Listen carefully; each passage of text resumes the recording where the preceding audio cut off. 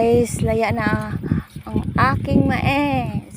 Oh, ilang araw na lang ito, ma-harvest na to. Oh, kita nyo. Dahan-dahan natin para makita. Uy. Parang may ano pa sa ilalim. Parang may anagon pa. Ayan, oh. Kita mo ang laki-laki ng bunga. Palakihin natin. O, diba? Ayan, o. Kita mo yung bunga. Ang laki-laki. Ang taba-taba.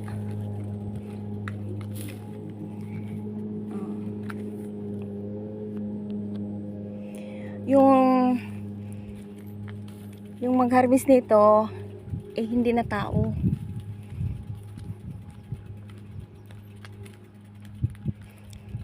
Yung traktor na malaki, napakalaki.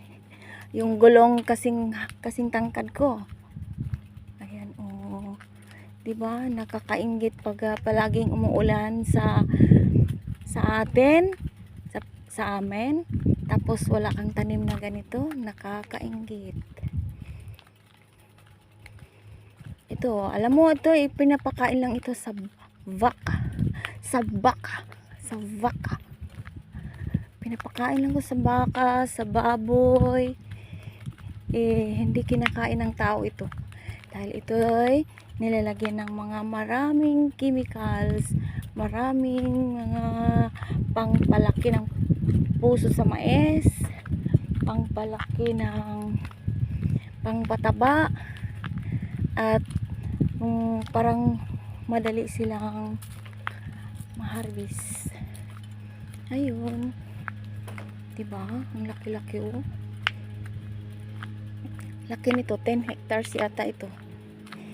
Tapos ditong parte, wala na itong mga taniman nila dito. Ang ginagawa nila dyan, itong kahoy na ito, malaki na to, no? Mag 6 years. Oo. Nakatatlong tanim na to sila nito. Nagkaani na sila nag-harvest na sila ng marami. Tsaka kumita na sila ng malaki nito. Ito lang. Oh, di ba? Ang liit-liit lang yan. Ilang ano lang yan. Ayan. May magagandang kahoy, oh. Magandang tubo. Tapos yun, kita niyo yung tayo, ilapit natin, ha. Ilapit natin. Ito, kita niyo yung malaki, yung may bahay. Yun doon, doon yun ilalagay yung mais. Tapos itong yan, yung bahay na yan, yung bahay na niya mga may-ari. Yan, dami nilang mga ano dyan. Dito sa mga farm dyan, party, ginawa nila, ibibinta nila yung damo. Yung damo ang ibibinta. Harvestin nila yung damo. Tapos ang gara niya, hindi na humawak sa manubila.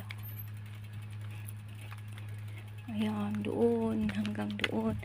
Kanina may nag-harvest kanina. Tingnan ko yan mamaya.